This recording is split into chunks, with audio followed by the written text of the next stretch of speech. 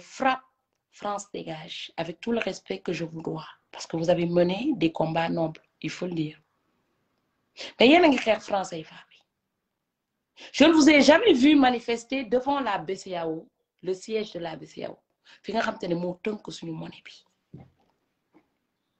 J'espère qu'un jour, vous allez manifester ci buntu BCEAO bi nga xamantene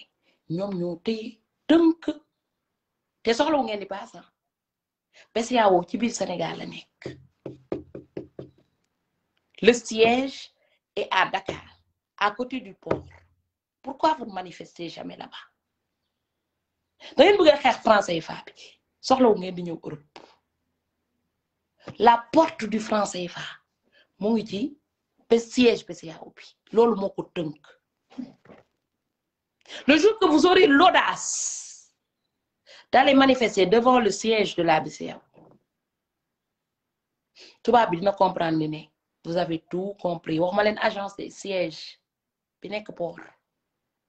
Agence, il y en a partout en Afrique. Mais siège, il n'y a qu'un seul siège, moi bi nek Dakar. Chamanière, soxlaatu ngeen fay dem manifester. Parce que d'ici peu de temps, Chamanière dootul exister. Nous tous, on va avoir des monnaies électroniques. Suñuy portable lañuy fay. Suñuy ordinateur lañuy fay. Suñuy carte bleue lañuy fay. Les billets, il y en a de moins en moins, de moins en moins, de moins en moins. Xeex dafa am ordre. Vous avez dit frappe, France dégage. Donc vous vous êtes levé pour un objectif précis. C'est un objectif mooy lan mooy ngeen xeex tubaab bi mooy ngeen xeex nooteelu tubaab bi man c'est ce que j'ai compris. Soit vous créez une autre association parallèle qui va se lever pour manifester pour les fla là ngeen continuer cette ligne de conduite. Mais bu fekkee dañ ne frappe France dégage bu Bougane Gueye Dany waree fay impôt ngeen dem taxaw ci buntu ba ne paye pas tes impôts. Bu fekkee da nga war a fay frappe France dégage ñu ne la diw ndeysaan ëmbal na diw ngeen dem ne déedéet na reconnaître doom ji. Frappe France dégage partout France. Au final tubaab bi dañuy xam ne lii c'est une association non fondée ma riirandoo lay doon kenn du leen faale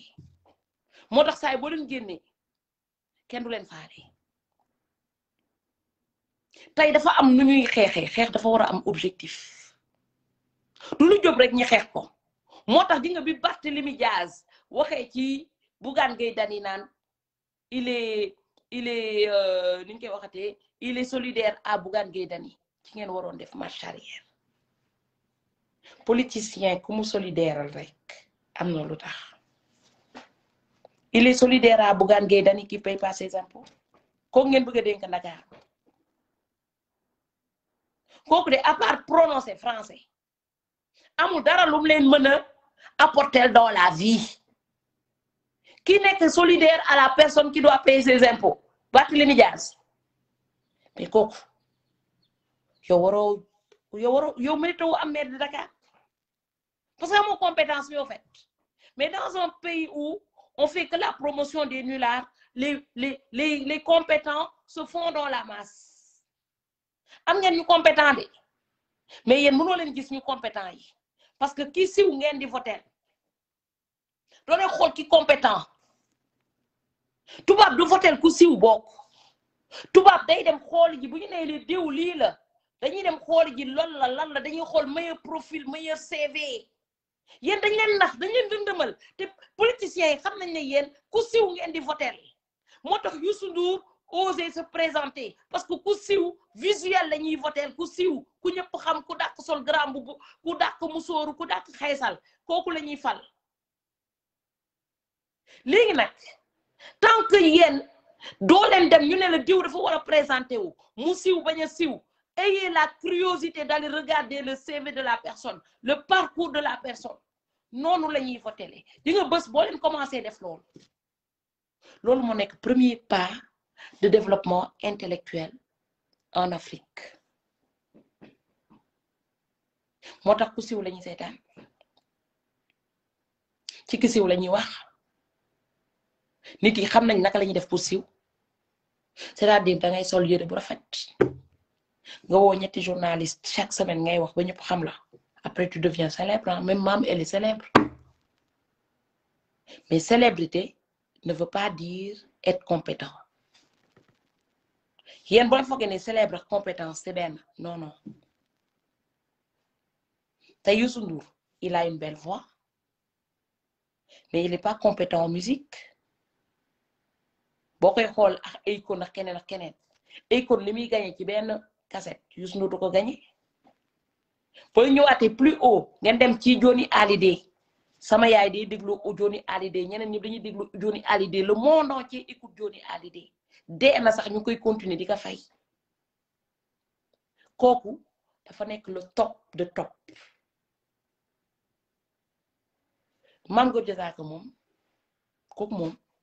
n'en parlons même pas kooku lépp lu mu laal ci àdduna day tas woy na rap il a pas réussi mbalax il a pas réussi jaay na cuuraay réussirul mu delluwaat encore def ndunguru mu siiw mais réussirul léegi Mame Goor Diazaka tamit nee na day nekk maire man je sais qu'il va pas être maire parce que moom lu mu laal de moom il a jamais réussi quelque chose dans sa vie à part enceinter ses femmes il a jamais réussi quelque chose dans sa vie Mame Goor Diazaka di ngeen ko solo lu nekk loolu na day am na ñoo xamante ne ils sont tellement nuls que ils peuvent pas réussir quelque chose dans leur vie wut na ay lunettes fashion jox nañ ko passeport diplomatique defal nañ ko mu ngi voyager mu ngi ànd ak première dame tellement que pour vous dire que il va jamais réussir dans sa vie même étant devant à côté de Marème Faye Sall Marème Faye Sall ne le reconnaît même pas il a fallu que quelqu'un lui dise ah Mame Goor a ngi nii pour mu xam ne Mame Goor la pour vous dire que même devant la première dame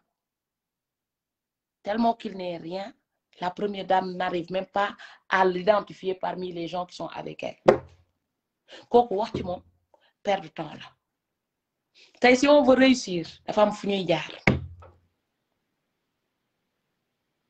Youssou Ndour réussir na Sénégal qu'est-ce que vous appelez réussite man bu may natt sama bopp ci réussite dootuma nattati sama bopp ci ñi nekk Sénégal déedéet ci monde entier bi ña fa réussir ci ñooñu lay natt sama bopp c'est-à-dire je me tire vers le haut je ne me tire pas vers le bas Youssou Ndour il n'a pas réussi dans sa vie il a réussi au Sénégal vous allez dire oui il a réussi dans sa vie s'il avait réussi dans sa vie est-ce qu'il allait venir grignoter l'argent de l'État non s'il était très riche comme vous le dites est-ce que soxla woon na Khalifa Sall di yëkkati suñu xaalisu caisse de dépôt di ko jox muy dem defi ji Bercy non parce que Johnny Hallyday jamais au plus grand jamais il va prendre l'argent du contribuable français pour aller faire un concert jomam sax may ko ko éthique am ak moralam may ko ko célébrité may ko ko mais Youssou Ndour comme il a pas réussi c'est un faux riche quand vous allez sur la liste des milliardaires africains dem leen ngeen xool ndax Youssou Ndour bind nañ ko fa ça m'étonnerait xam ngeen nu ñuy calculer riche un riche doit déclarer ses impôts riche bu ne gagné na 1 milliard attendez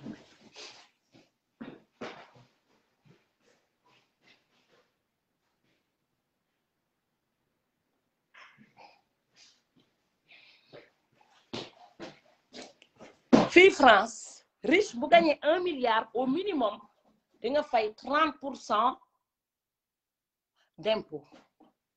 donc tu n'es pas milliardaire déjà léegi Macky Youssou Ndour bu demee déclarer dans le monde entier qu'il a gagné 100 milliards vous avez des faux milliardaires moo tax ñu tiit parce que ñoom ñëpp ils sont faux c'est-à-dire toutes les personnes qui ont des milliards au Sénégal aujourd'hui allez leur demander où est-ce qu'ils payent leurs impôts comment ils ont fait qu'est-ce qu'ils ont déclaré parce que quand tu gagnes 1 milliard tu dois le déclarer à l'État à partir du moment où déclaré ko état bi fisc bu la jàppee ci 1 milliard yooyu noonu dafay saisir xaalis yi bu dóor lay daan moo tax tey milliardaires yëpp tiit suñu président Ousmane Sonko bu ñëwee nekk président de la République banque yi lañ njëkk a xool xaalis bi nekk ci banque yi après dina xool maam ñaata la fa am dina xool Farba Ngom ñaata la fa am dina xool Macky Sall ñaata la fa am dina xool Marème Faye Sall ñaata la fa am après il va leur demander des explications comment vous avez fait pour avoir cet argent ah dinañ indi fiche de paie dinañ indi déclaration d'impôt bu ñu gisee c'est de l'argent qui n'est pas déclaré on va récupérer ce qui nous appartient man moo tax maam elle n'est pas pressée du tout moo tax ma ne leen je vote je suis Pastef je vote Pastef jusqu'en 2024 parce que man dama pare récupérer ce qui nous appartient ngeen baal man ak de man ak ñenn ñi bokkuñu combat man dama jóg pour récupérer ce qui m'appartient te benn nit laa gis ku ko mën a récupérer mu nekk sama jàppeur de sàcc mu nekk président Ousmane Sonko moo tax je mets tout je mise tout man je ne mise pas à moitié je mise tout sama doole bi sama force bi sama lépp laay def pour récupérer ce qui m'appartient après ci impôt yi laa wax de ci impôt xaalis on va aller sur toutes les maisons qu'ils ont si Macky Sall a dit que j'ai 100 maisons tu les as depuis quand ah je les ai depuis 3 ans 4 ans 5 ans après ñu commencé xool 100 maisons yooyu noonu est-ce que chaque année mu ngi pay taxe foncière est-ce que ba mu jëndee kër ga est-ce que fay na lam ca war a fay ci impôt yi domaine ñu xool xaalis bi fan la dugg maintenant imaginez-vous ku am 100 maisons waroon fay taxe foncière chaque année du fay parce que mbokku Macky Sall la mu def ko pendant 10 ans bu fekkee ne chaque année 100 euros 100 000 francs lay fay nga multiplier ko par 100 maisons ça fait 100 000 ça fait presque 1 million ñu multiplier ko par 10 ans ça fait combien ça fait 10 millions loolu yëpp day ñëw nekk suñu caisse bi léegi loolu yëpp buñ ko récupérer dina tax ba suñu maire bi nga xam te ne dafa nekk ci buntu këram di jaay caaf te mi fay juuti revenu yam bariwul état bi bu demee bu bari la xaalis une partie da ciy wàññi looloo tax fii mu am aide ñu koy jox ndimbal complément mooy nga encourager le petit commerçant qui vend des cacahuètes qui est motivé mais qui gagne pas assez nga yokkal ko tuuti pour mu mën a am le strict minimum pour vivre loolu mooy permettre que ñu dem ba nga xamante ne ku feebar mën a faju parce que li waroon dugg ci keesu état bi day bari ba mën a defar dëkk bi ba ku nekk xaj loolu nag c'est le combat de tout un peuple tant que vous êtes corrompu tey Soham Wardini jox nañ ko ay milliards pour mu récupérer maire yu bari il va commencer à vous distribuer cet argent-là avant élection bu xasee ba jot maire bi mu remplir poche am rawale lu muy rawale ay doomam nekk dans de bonnes conditions mais yéen ndimbal bi ngeen waroon am dootoo leen ko am à durée indéterminée par contre maire ak pa ak képp ku dëkk Sénégal bu ma dégluwee man maam ba mu naan je suis Pastef je vote Pastef bés bu suñu président Ousmane Sonko ñëwee jël gouvernement bi yéen ñëpp ci ngeen di commencer respirer dootoo leen jooyati ku feebar du faju parce que ñëppay fay impôt xama lan mooy dëkk du kenn benn nit xama maa leen nuyu bu baax a baax ak Colette du benn nit rek mooy téye xaalis ñeneen ñi mu di leen seetaan boobu erreur la suñu milliardaires yi def parce que l'argent ne circule pas parce que boo amee milliardaire nga jënd ay boutique investir sàcc ay milliards def ko ci ay boutique na nga xalaat ne ni population bi bu ñu amulee xaalis du ñëw jënd ci boutique bi te bu yàggee boutique bi day daanu tant que vous ne pensez pas comme ça ñoom ils sont cons on a des milliardaires cons. France, ils ont des millionnaires intelligents. Parce que le millionnaire intelligent, il crée des richesses pour que l'argent circule, pour que son entreprise continue de fonctionner. Mais le milliardaire con, comme nous, on en a collectionné beaucoup. Eux, ils prennent tout pour eux. Ils ouvrent des entreprises alors qu'ils ne se rendent pas compte que si l'autre n'a pas d'argent, celui qui l'a ruiné s'il n'a pas d'argent, il ne pourra pas venir acheter ni faire fonctionner son entreprise. léegi nag loolu équilibre boobu noonu comme ñoom c'est des boulimies du pouvoir Sénégal bu ma déggaloon président de la République 2 ans lay am mandat te kenn du ko renouveler quand vous avez affaire à des voleurs quand vous avez affaire à des boulimies du pouvoir faut pas leur donner tout le pouvoir parce que plus nga leen di wàcc ci pouvoir bi plus ñuy fay seen bopp plus ñu yokk seen doole te bu seen doole yegsee ba fii qu'est-ce qui va se passer dañ leen di noot loolu moo xew tey benn parti ngeen am yéen ñëpp boo leen ñëwee ngeen boole woo comme ni politiciens yi boolewee nekk benn vous allez gagner ils ont mis en stratégie pour que président Ousmane Sonko bañ a yéeg ils ont mis en stratégie pour que ñun bu ñu récupérer suñu xaalis te man forcé je dois récupérer ce qui m'appartient Aliou Sall me doit 400 000 Aly Ngouille Ndiaye ñu droit des milliards Amadou Ba nous doit des milliards Macky Sall nous doit des milliards Marème Faye Sall Mansour Faye Mansour Sombi eux tous ils nous doivent des milliards il faut qu'on aille récupérer ce qui nous appartient avant même de parler de la France les principaux concernés c'est ces voleurs là qui veulent récupérer des mairies Sénégal yeewu leen yeewu dafa jot ba mu jotee yàgg na mais tey lañu war a gën a yeew waratuñu nangu kenn duñu nax doomu Aly Ngouille Ndiaye nax nañu ba sàcc ay milliards pièce d'identité yi passé 52 milliards te ñëpp jotuñu seen pièce d'identité pour dem voter mu jël une partie il a donné à son enfant son enfant est venu créer une entreprise avec quel argent l'argent que son père nous a volé.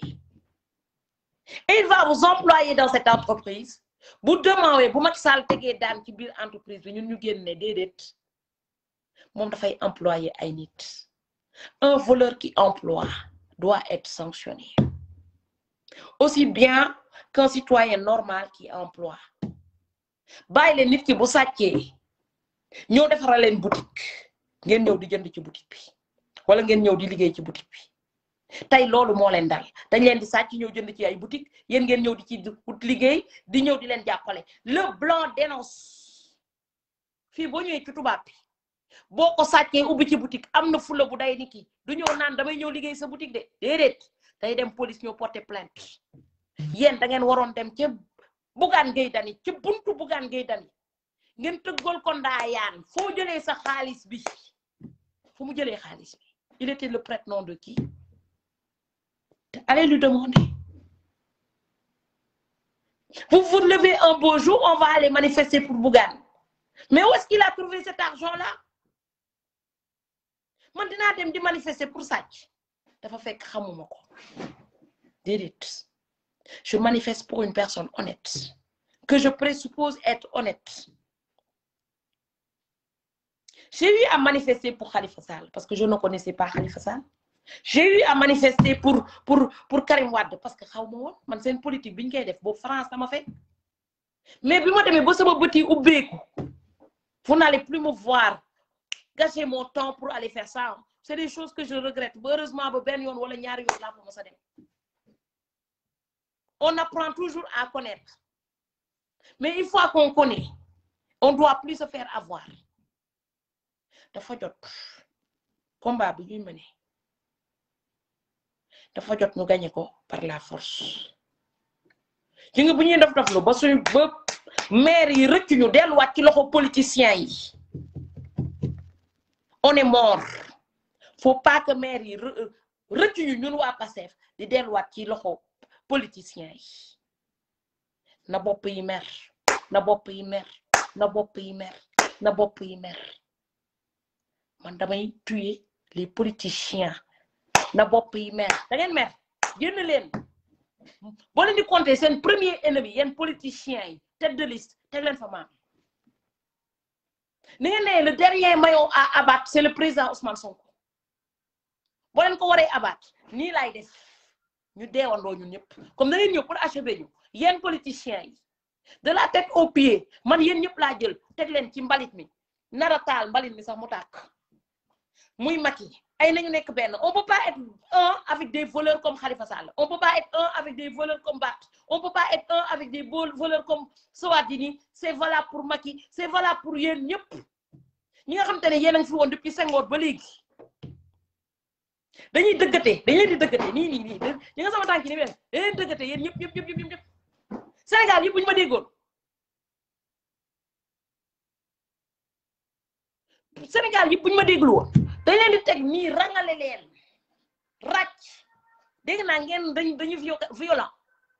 ñu ne po di nga jour boo leen am audace def loolu ci le Sénégal di commencer développer parce que ce jour-là xaalis bu ñuy récupérer dans ce monde-là